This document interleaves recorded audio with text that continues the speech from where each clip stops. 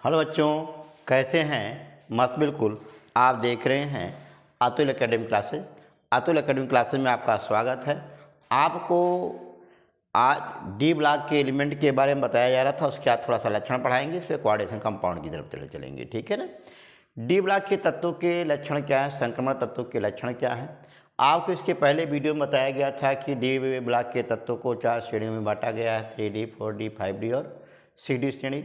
3D श्रेणी कहाँ से कहाँ तक थे, 4D श्रेणी कहाँ से कहाँ तक थे, है ना, 5D श्रेणी कहाँ से कहाँ तक थे और 6D श्रेणी कहाँ से कहाँ तक थे। ठीक है ना।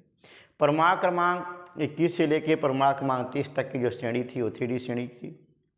परमाणु क्रमांक आपका 39 से लेकर परमाणु क्रमांक 48 तक जो तत्व थे वो 4D श्रेणी के तत्व थे।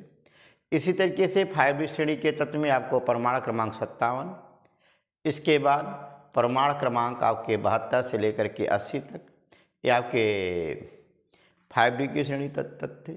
और इसके बाद परमाणु क्रमांक 89 और 103 से लेकर के 112 तक जो तत्व थे वो आपके क्या थे, वो आपके 5 है और 6D श्रेणी के तत्व थे।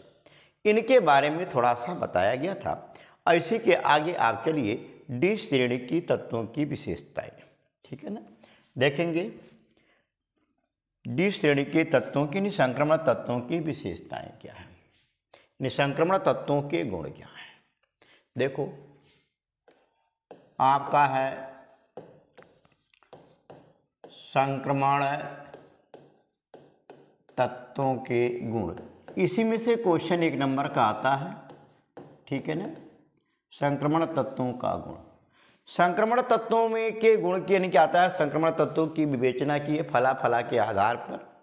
तो पहला आता है इलेक्ट्रॉनिक विन्यास। क्या है, पहला जो विन्यास आता है वो इलेक्ट्रॉनिक विन्यास पर देते हैं। देखिए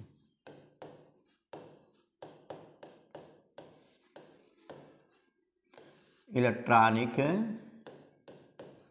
विन्यास, देखो एक ही याद रखिएगा, इन तत्वों का इलेक्ट्रॉनिक विन्यास करने पर इसके बाह्य कोश का इलेक्ट्रॉनिक विन्यास जो होता है वो आपका N(S)(0) to 2 और N-1 D(1 to 10) होता है।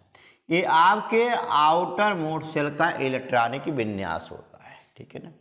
जैसे आपके 3D श्रेणी के तत्वों की भी अगर भी इलेक्ट्रॉनिक विन्यास करते हो, जैसे स्कैंडियम का है, टाइटेनियम है, वेनेडियम है, क्रोमियम है, manganese, ferric, cobalt, nickel, copper, है ना। एक और जिंक का भी लिख देते हैं। देखो इसके आउटर मोड सेल का जो होता है एक क्रिप्टॉन के इलेक्ट्रॉनिक विन्यास के बाद जो आता है वो आपका क्या है, Kr, क्या नहीं आर्गन, बल्कि कहोगे क्रिप्टॉन आर्गन के, क्या बोला मैंने, देखो यहां पर क्या है, आर्गन के बाद जो इलेक्ट्रॉनिक विन्यास होता है 18 से 3D1 और क्या है 4s2। इसी तरीके से 3D2 4s2, इसी तरीके से 3D3 4s2, इसी तरीके से जब क्रोमियम का आप करोगे आउटर मोड सेल के 3D5 और 4s1, ये थोड़ा सा अपवाद है। ठीक है ना। और इसके बाद अपवाद फिर आपका कापर का आता है, 3D आपका 5 4s2, इसी तरीके से 3D6 4s2, 3D7 4s2, 3D8 4s2 और कापर का जो होता है 3D10 और 4s1 होता है। इसी के बाद आगे आपका जिंक आ जाता है। जिंक का इलेक्ट्रॉनिक विन्यास जब आप करते हो परमाणु क्रमांक 30 है, 21 है, 22 है, 23 है, 24 है, 25 है, 26, 27, 28, 29, ये आपके क्या है, ये आपका अपवाद वाले तत्व, क्रोमियम और कॉपर इसमें, ठीक है ना। ये जिंक का जो होता है वो आपको मालूम Ar3d10 और 4s2, ठीक है। ये आपका 3d श्रेणी के तत्व का इलेक्ट्रॉनिक विन्यास है, ठीक। इसी प्रकार से 4d श्रेणी के तत्व में आइएगा। 4d श्रेणी के तत्वों का इलेक्ट्रॉनिक विन्यास जब आप करते हो, 4d में क्या वाइट्रियम है, जर्कोनियम है, नोबिडियम है, मोलिब्डेनम है, टेक्नीशियन है, और आपका क्या है, रुथीनियम है, रोहिडियम है, ओस्मियम है, सॉरी रुथीनियम है, रोहिडियम है, जर्कोनियम, मोलिब्डेनम, टेक्नीशियन, रुथीनियम, रोहिडियम। और इसके बाद आपका देखिए ये परमाणु क्रमांक 39, 40, 41, 42, 43, 44 और क्या है 45, प्लेंडियम 46, और इसके बाद आपका अर्जेंटेनम आपका क्या है 47, और कैडमियम आपका 48। ये एटॉमिक नंबर होते हैं। इनके आउटर मोस्ट शेल का जब इलेक्ट्रॉनिक विन्यास करते हो, यहाँ पर 4d1 और 5 क्रिप्टॉन के बाद अगली इलेक्ट्रॉनिक विन्यास रहता है, ठीक है ना। क्रिप्टॉन का 36 होता है, 36 के बाद बढ़िएगा 4s2, फिर इसी तरीके से 4d2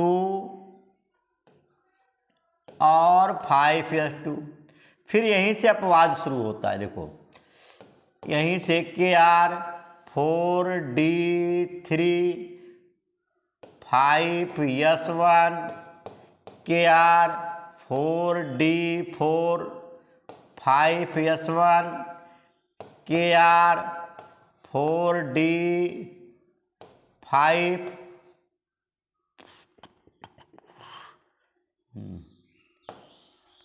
5s2। इसी तरीके से आप आएंगे Kr 4d6 है, हाँ, और 5 है, यहाँ पर वसवन होता है, ये आपका क्या हो जाएगा 7 हो जाएगा। हाँ ये चीज़ है। देखो ये कौन सा एलिमेंट है, क्रोमियम का दिया गया ना इसमें,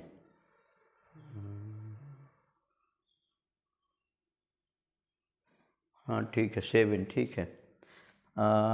इसके बाद अगला देखेंगे 4d8 5s1, फिर यहाँ पर कितना हो गया 39, 40, 41, 42, 43, 44, 45, ये है आपका, ये है 45, ठीक है। देखो अगला क्या होता है Kr 4d10 और आपका क्या होता है 5s0। एक ऐसा एलिमेंट, प्लेंडियम एक ऐसा एलिमेंट होता है जिसके बाह्य कोश में 18 इलेक्ट्रॉन होते हैं। ध्यान देना, प्लेंडियम क्वेश्चन आता है, आपने पढ़ा है बोर के नियम के आधार पर किसी भी तत्व के बाह्य कोश में 18 इलेक्ट्रॉन नहीं होते, लेकिन प्लेंडियम एक ऐसा तत्व होता है जिसके आउटर मोस्ट शेल में 18 इलेक्ट्रॉन होते हैं। अगला है आपका Kr 4d10 5s1, फिर इसी तरीके Kr 4d10 5s2। ये आपके क्या होते हैं 4d श्रेणी का इलेक्ट्रॉनिक विन्यास होता है। 3d और क्या है 4d। इसी रूप में आप 5d का भी कर सकते हैं, 6d का कर सकते हैं। 5d में बहुत ज़्यादा आपके अपवाद बहरहाल नहीं है। परमाणु क्रमांक 78 और 79 पे थोड़ा सा अपवाद दिया जाता है, प्लेटिनम और आपका क्या है Au पर, और बाकी कोई अपवाद नहीं है। आप सीधे NH2 लिखने के बाद अंदर वाले कोष को क्या करिए भरते जाइए, भरते जाइए, भरते जाइएगा, और बाकी यहाँ पर कोई अपवाद नहीं है। इसी तरीके से आप परमाणु क्रमांक जो है 89 और 103 से 112 तक में भी आपके कोई अपवाद बहरहाल नहीं है। इस तरीके से आप इनके इलेक्ट्रॉनिक विन्यास करिएगा, ठीक है ना। बात में आया। तो मैंने 3D और 4D का लिख दिया हूँ। अगला क्रिप्टॉन है। क्रिप्टॉन के बाद जैसे आप बढ़ेंगे AR लिख करके न करिएगा, बल्कि जिनान लिख के करिए। यक्सी के बाद, जिनान के बाद जो अगला एलिमेंट होगा वो चीज़। और जैसे 89 के बाद आप बढ़िएगा तो वहाँ पर आप क्या करेंगे, जो मैं यहाँ पर आर्गन लिखा हूँ, क्रिप्टॉन लिखा हूँ ना, जिनान लिखिएगा, फिर उसका रेडान लिख करके आगे बढ़ जाइएगा, ठीक है ना। इस चीज़ को ध्यान दिए रखते हैं। इस प्रकार से इनका हम इलेक्ट्रॉनिक विन्यास कर लेते हैं। तो पहला मैंने बताया इलेक्ट्रॉनिक विन्यास के आधार पे इन तत्व के बायोकोष का जो इलेक्ट्रॉनिक विन्यास होता है NS022 N-1 D1 to 10 होता है, जो आपको 3D श्रेणी और 4D श्रेणी के इलेक्ट्रॉनिक विन्यास के बारे में दर्शा दिया गया है, ठीक। अगला आप देखोगे, नेक्स्ट देखेंगे। अगला इलेक्ट्रॉनिक विन्यास के आधार पे बताया गया। अगला होता है धात्विक गुण। ये सारे के सारे क्या होते हैं, ये इनमें धात्विक गुण होता है, क्योंकि इनके बाह्यकोश में 1 या 2 इलेक्ट्रॉन होते हैं, है ना। तो 1 या 2 इलेक्ट्रॉन होने के कारण ही इनमें धात्विक गुण पाया जाता है। इनके तल पर मुक्त इलेक्ट्रॉन पृष्ठ पाए जाते हैं, मुक्त इलेक्ट्रॉन होते हैं, जिसके कारण विद्युत के क्या होते हैं, सुचालक भी होते हैं, ठीक है ना। आपने देखा था, जैसे आप यहीं पर देखिएगा, कोई एलिमेंट करते हैं, मान लो स्कैंडियम ले, टांटियम, मिलेनियम ले, कोई ले लेता हूँ, लो आप Fe ले लेते हो, लो Fe का 26 होता है। इलेक्ट्रॉनिक विन्यास जब करते हो आप 2, 8 और 14 इसके बायोकोष में 2 इलेक्ट्रॉन आए कि नहीं आए, तो जिस तत्व के बायोकोष में 1 या 2 इलेक्ट्रॉन होते हैं हीलियम को छोड़कर, वे सारे के सारे क्या होते हैं, मेटल एलिमेंट कहलाते हैं, धातु कहलाते हैं। क्योंकि ये मुक्त इलेक्ट्रॉन होते हैं, ये विद्युत के क्या होते हैं, इनके पृष्ठ पर मुक्त इलेक्ट्रॉन पाया जाता है, जिसके कारण ये विद्युत के क्या होते हैं, सुचालक होते हैं, ठीक है ना। और इनमें इसी कारण से इसमें एक प्रबल वैद्युत बल पाया जाता है। प्रबल वैद्युत बल पाए जाने के कारण इसमें क्या होता है, धात्विक गुण यानी धात्विक बल कह दो, प्रबल वैद्युत बल कह दो, है ना, पाया जाता है। इसी कारण में धात्विक गुण पाया जाता है, ठीक है ना। बात कन्फर्म। अगला इसी पर आगे बढ़ते हैं। इसमें लिखते हैं परमाणु त्रिज्या। ये भी अक्सर पूछा जाता है परमाणु त्रिज्या के बारे में। परमाणु त्रिज्या,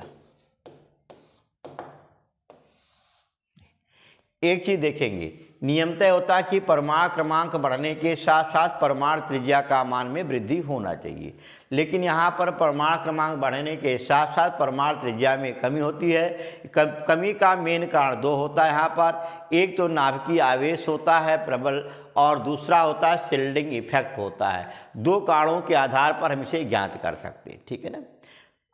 आप देखोगे, जैसे आप यहीं पर देखें, स्कैंडियम है, टाइटेनियम है, वेनेडियम है, क्रोमियम है, मैग्नीज और आपका फेरिक, कोबाल्ट, निकिल, कॉपर और क्या है, जिंक है, ठीक है ना। सामान्यतः होना चाहिए परमाणु क्रमांक बढ़ रहा है, परमाणु त्रिज्या बढ़ जानी चाहिए, लेकिन नाभिकीय आवेश बढ़ने पर परमाणु त्रिज्या का मान घट जाता है। तो जैसे जैसे बाएं से दाएं आप जाने जाते हैं, नाभिकीय आवेश बढ़ेगा। स्कैंडियम का आपने देखा ही था, 2, 8 और 9 2 होता था, हैं? देखो नाभिकीय आवेश बढ़ रहा है, 2, 8, 10 2 होता था। इलेक्ट्रॉनिक विन्यास जब आप करते थे, इसे 2, 8, 11 और 2 ऐसे आप इलेक्ट्रॉनिक विन्यास करते जा रहे थे। नाभिकीय आवेश बढ़ रहा था, तो नाभिकीय आवेश बढ़ने के कारण जो है परमाणु त्रिज्या के मान में क्या कमी होनी चाहिए। उसे परमाणु क्रमांक बढ़ने से बढ़ना चाहिए, लेकिन फिर भी नाभिकीय आवेश बढ़ रहा है तो इस पर परमाणु त्रिज्या में क्या हो, कमी होनी चाहिए। बाएं से दाएं जाए परमाणु त्रिज्या घटता है, सही होना चाहिए, बिल्कुल मैं भी मानता हूँ होना चाहिए भाई। लेकिन यहाँ पर होता क्या है, परमाणु त्रिज्या में गड़बड़ क्या होता है, देखोगे यहाँ पर जैसे इसका 140 सेंटीमीटर, 140 बल्कि 144 रहता है, 144 पिकोमीटर। इसी तरीके से आपका टाइटेनियम का जो परमाणु त्रिज्या होता है वह 132 पिकोमीटर, घट रहा कोई बात नहीं है, 117 पिकोमीटर ये भी हो गया। इसी तरीके से जैसे हम लोग आगे और बढ़ते हैं, क्रोमियम के बाद यहाँ स्थिर हो गया, 117 ये भी है, 117 ये भी है, 117 ये भी है। देखो सभी के सारे वैल्यू क्या हो गए, स्थिर हो गए हैं, ठीक है ना, लगभग स्थिर हैं। 117, 116, 115 ऐसा लिख देते हैं, लेकिन सबको मैंने क्या किया, 117 ही मान लिया है, ठीक है ना। और यहाँ पर देखते जाएं, जैसे क्रोमियम के बाद आगे बढ़ रहे हो, ये सारी वैल्यू क्या होती हैं, लगभग स्थिर हो जा रही हैं। इसका मेन कारण क्या होता है, क्वेश्चन आता भी है कि क्या कारण है कि जैसे जैसे परमाणु क्रमांक में वृद्धि होती है, परमाणु त्रिज्या में कमी होने लगती है। इसका मेन कारण होता है लेंथेनाइड संकुचन होता है, जिसकी विवेचना हम दो रूपों में करते हैं। नंबर एक जो आप करते हो वह नंबर एक आप ये करते हैं, विवेचना कैसे करते हैं, नाभिकीय आवेश के कारण और शिल्डिंग इफेक्ट के कारण, ठीक है ना, उसके मध्य लगने वाले इलेक्ट्रॉन के आकर्षण बल के कारण। तो इसके चार कारणों के द्वारा हम इसकी क्या करते हैं, व्याख्या करते हैं, ठीक है ना। आया, तो आप इस चीज़ को थोड़ा सा ध्यान दिए रखिएगा, ठीक है ना। आप बोलिएगा कि परमाणु त्रिज्या के परमाणु क्रमांक बढ़ने के साथ साथ परमाणु त्रिज्याओं में कमी होती है, लेकिन एक ऐसी अवस्था होती है जब युग्मन प्रारंभ होना शुरू होता है, तो उस अवस्था में इसकी परमाणु त्रिज्याओं का मान क्या होता है, स्थिर हो जाता है। इसका मेन रीजन आप लिखेंगे शिल्डिंग इफेक्ट होता है, परिरक्षण प्रभाव कहलाता है। इस पर हम आगे डिस्कस करेंगे कि परिरक्षण प्रभाव क्या होता है। इसी कारण से कि इससे आप देखोगे 4D और 5D श्रेणियों में 4D और 5D श्रेणियों के परमाणु त्रिज्याओं का मान बिल्कुल स्थिर होता है, जैसे जर्कोनियम है और हाफनियम है। इन दोनों की परमाणु त्रिज्या का मान स्थिर हो जाता है। इसका मेन कारण क्या होता है, यहाँ पर लेंथेनाइड संकुचन होता है। तो आप इस चीज़ को ध्यान दीजिएगा, आप लिखेंगे कि परमाणु क्रमांक बढ़ने के साथ साथ परमाणु त्रिज्याओं में क्रमिक ह्रास होता है, कमी होती है। इसका मेन कारण लेंथेनाइड संकुचन होता है, ठीक है ना। आया, अब इसी पर अगला जो होते हैं आयनिक त्रिज्या भी सेम तरीके से दिखाई जाता है। नेक्स्ट आता है गलनांक और क्वथनांक। क्या बोला मैंने, गलनांक और क्वथनांक पर भी क्वेश्चन आप लोगों से आते हैं। परमाणु त्रिज्या पूछा जाता है, और क्या है गलनांक, और क्या है क्वथनांक।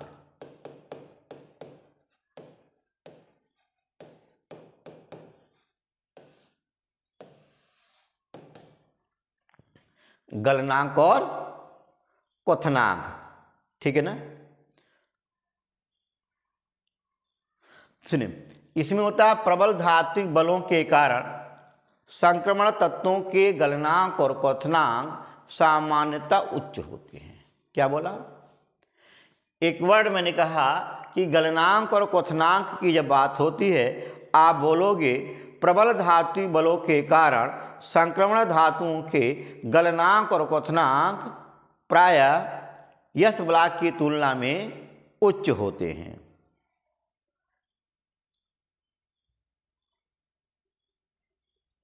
आया, जिन तत्वों के डी उपकोष पूर्णता भरे होते हैं उनके जो गलनांक और क्वथनांक होते हैं अपूर्ण डी उपकोष वाले एलिमेंट की अपेक्षा कम होते हैं। जैसे आप देखो जिंक है, कैडमियम है, पारा है, इनके गलनांक और क्वथनांक Fe इत्यादि से क्या होता है, कम होता है, क्योंकि जो जिंक का है ये डी उपकोष क्या होता है, पूर्ण भरा होता है। तो मैंने आपसे बताया कि इनमें आपका प्रबल धात्विक बल पाया जाता है, प्रबल धात्विक बल पाए जाने के कारण ही इनके गलनांक और क्वथनांक यश ब्लॉक की अपेक्षा क्या होते हैं, उच्च होते हैं। परंतु पूर्ण डी को भरे हुए जो संक्रमण तत्व होते हैं, अपूर्ण डी कोष के भरे हुए संक्रमण तत्वों की अपेक्षा उनका गलनांक क्या होता है, गलनांक और क्वथनांक निम्न होता है। बात में आया। जैसे जिंक का क्या होता है, कैडमियम क्या है, जिंक कैडमियम पारा का क्या होता है, गलनांक और क्वथनांक निम्न होता है। इसका मेन कारण क्या होता है, जिंक का इलेक्ट्रॉनिक विन्यास जब करते हो 30 होता है, देखोगे 1s2 2s2 2p6 है, 3s2 3p6 है, 4s2 3d10। डी पूर्णता भरा हुआ है। पूर्णता भरा होने के कारण इसके गलनांक और क्वथनांक अपने अन्य तत्वों की अपेक्षा क्या होते हैं, कम होते हैं। आया। दूसरा, डिव कोषों में इलेक्ट्रॉनों की संख्या बढ़ने के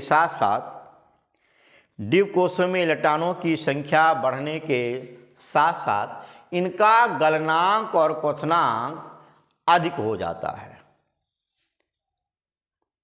दूसरा मैंने क्या, डिव कोषों में इलेक्ट्रॉनों की संख्या के बढ़ने के साथ साथ, जैसे आप देखोगे स्कैंडियम है, टाइटेनियम है, वेनेडियम है ना, देखोगे यहाँ पर स्कैंडियम, टाइटेनियम, वेनेडियम, जैसे आप बढ़ते हो स्कैंडियम, टाइटेनियम है, वेनेडियम, तो इनके गलनांक क्या करेंगे, गलनांक और क्वथनांक के मान में वृद्धि होती चली जाती है। क्यों? यहाँ पर आपने देखा था 3d1 था, यहाँ पर आपका 3d2 था, यहाँ पर आपका 3d3 था। तो मैंने बोला क्या कि जैसे जैसे ड्यूप कोष में इलेक्ट्रॉनों की संख्या बढ़ेगी, उनके गलनांक और क्वथनांक के मान बढ़ जाएंगे, है ना। परंतु युग्मन प्रारंभ होने पर उनके गलनांक और क्वथनांक के मान घटने लगते हैं। जैसे स्कैंडियम है, टाइटेनियम है, वेनेडियम है, क्रोमियम तो बढ़ेगा, इसके बाद ये क्या हो जाएगा, घटना चालू कर देगा। क्यों? यहाँ पर आप देखिए 3d5 था, या फिर जैसी बात होती यहाँ पर 3d6 हो जाता है, ठीक है ना। आया कि नहीं? तो जैसे युग्मन प्रारंभ होगा, उनके गलनांक और क्वथनांक के मान में क्या होगा, क्रमिक कमी होने लगती है। आया। अब सबसे सर्वाधिक गलनांक किसका होता है धातुओं में, टंगस्टन का गलनांक सर्वाधिक होता है सभी धातुओं में। आया।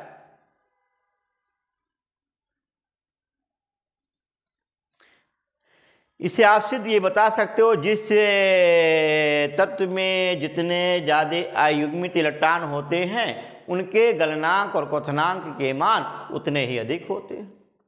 जैसे अगर क्रोमियम और Fe में पूछ लिया जाए गलनांक क्वथनांक किसका ज़्यादा होगा, तो आप देखोगे क्रोमियम का Fe से क्या होता है, ज़्यादा होता है।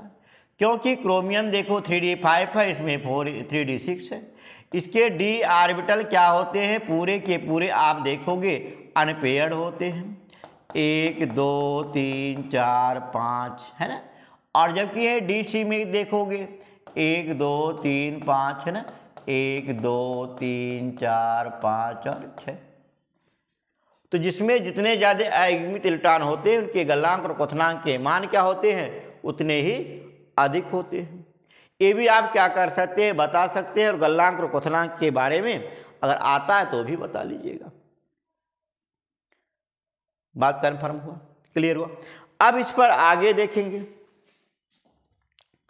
इनके आयन प्राय अनचुंबकीय होते हैं। अनचुंबकीय क्यों होते हैं? इसमें अयुग्मित इलेक्ट्रॉनों की संख्या जिसमें जितने ज़्यादा होगी वो उतने ज़्यादा अनचुंबकीय होते हैं, और जिसमें युग्मित इलेक्ट्रॉन होंगे वो प्रचुंबकीय होंगे। संक्रमण जो धातु हैं 3 रूपों में बांटे गए हैं।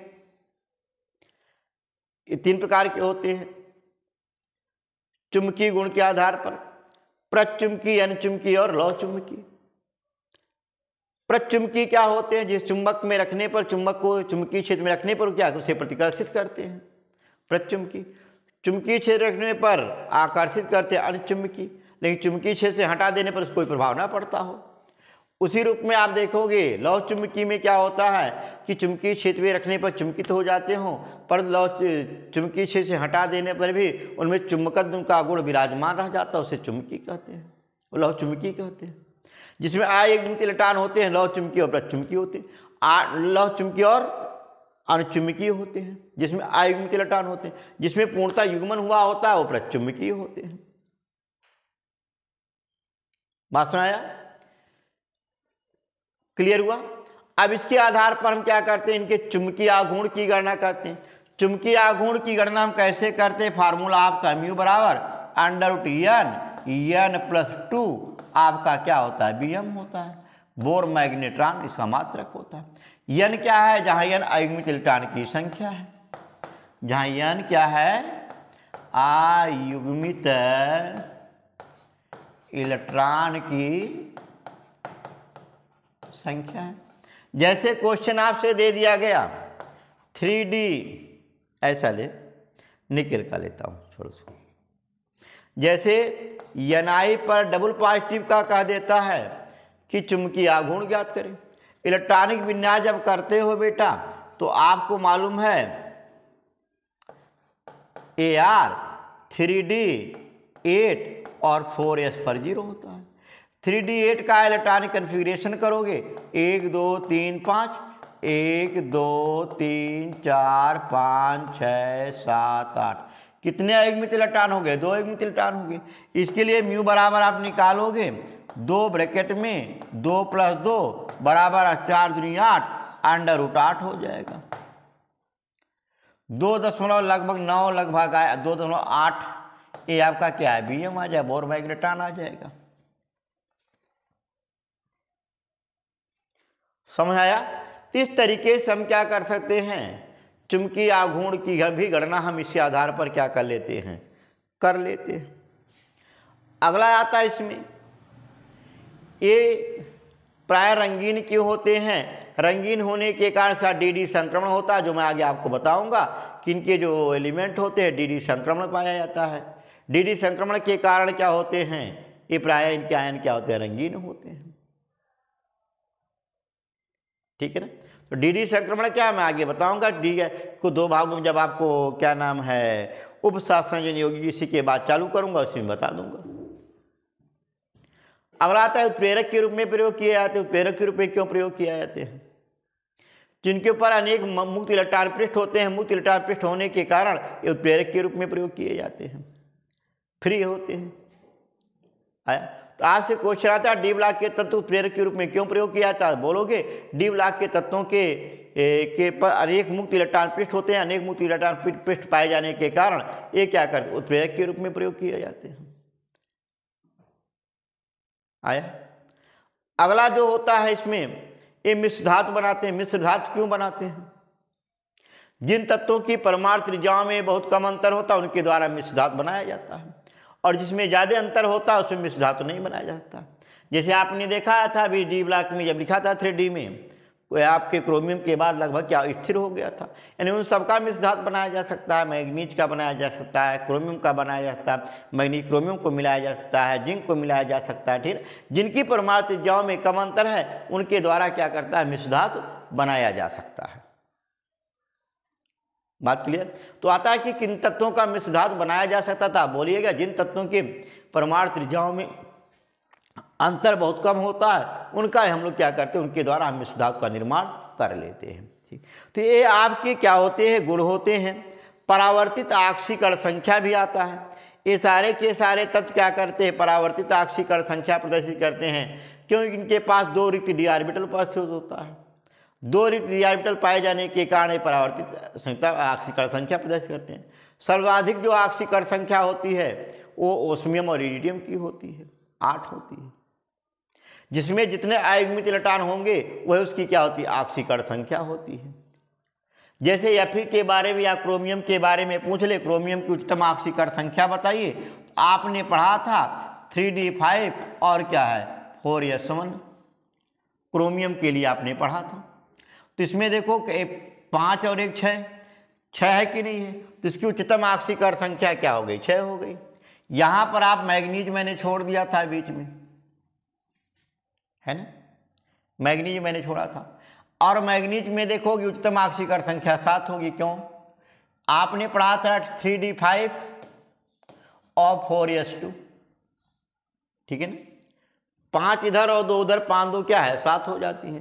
तो इनकी उच्चतम ऑक्सीकरण संख्या क्या होती है, 7 हो जाती है। आउटर शेल के इलेक्ट्रॉन तो भाग ही लेते हैं, इनर शेल के जो अयुग्मित इलेक्ट्रॉन होते हैं वो भी भाग ले लेते हैं, ठीक। तो आप देखोगे मैग्नीज की ऑक्सीकरण संख्या 7 होती है डी में, और सबसे ज़्यादा ओस्मियम इरिडियम की होती है, वो क्या 8 होती है। समझ आया। तो अब अगर आपसे ऑक्सीकरण संख्या के बारे में पूछा जाता है तो आप बोलिएगा कि डी ब्लॉक के तत्व परावर्तित ऑक्सीकरण संख्या दिखाते हैं, क्योंकि इनके 2 बायकोसोपूर होते हैं। अब परावर्तित ऑक्सीकरण संख्या दिखाने के नाते ही एक कॉम्प्लेक्स कंपाउंड अर्थात संकर यौगिक बनाते हैं। संकर यौगिक में जटिल यौगिक बोलते हैं, जिसे जैसे CuNH3 का क्या है होल 4 SO4, ये आपका क्या है जटिल यौगिक है। इसमें 2 प्रकार की संयुक्ताएं होती हैं, प्राथमिक और दूसरी क्या द्वितीय संयुक्ता होती हैं। इसको मैं जस्ट इसी के बाद मैं चालू करूंगा। उपसहसंयोजन यौगिक जो बड़ा इंपॉर्टेंट अब क्रिया है, उपसहसंयोजन यौगिक से 9 से लेकर के 12 नंबर तक के क्वेश्चन आने की पूर्ण संभावनाएं हो जाती हैं, ठीक है, एक चैप्टर से। तो अगली जो वीडियो आपको मिलेगी उपसहसंयोजन यौगिक के बारे में ही मिलेगा। इसके बाद डी ब्लॉक के कुछ लक्षण तो बता ही दिया हूँ।